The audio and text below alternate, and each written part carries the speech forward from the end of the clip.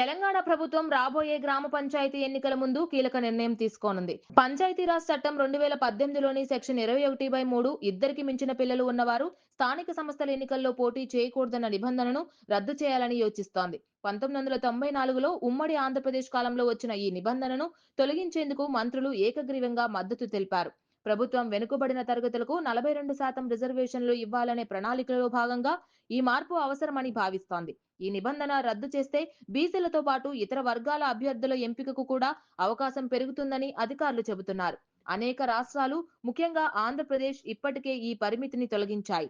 పట్టణ మున్సిపల్ ఎన్నికల్లో ఇది ముందే రద్దయిందని, గ్రామీణ ప్రాంతాల్లో కొనసాగించడం వివక్షకరమని పిటిషనర్లు వాదిస్తున్నారు. రాష్ట్ర సలహాదారు మహమ్మద్ అలీ షబ్బీర్ దీన్ని పాత నిబంధనగా పిలుస్తూ, వృద్ధాప్య జనాభా పెరుగుతున్న నేపథ్యంలో యువతరాన్ని ప్రోత్సహించేందుకు దీన్ని రద్దు చేయాలని సూచించారు. మార్పు ఆర్డినెన్స్ ద్వారా చేయాలా లేక బిల్లు రూపంలో చేయాలా అన్నది మంత్రివర్గం నిర్ణయిస్తుంది.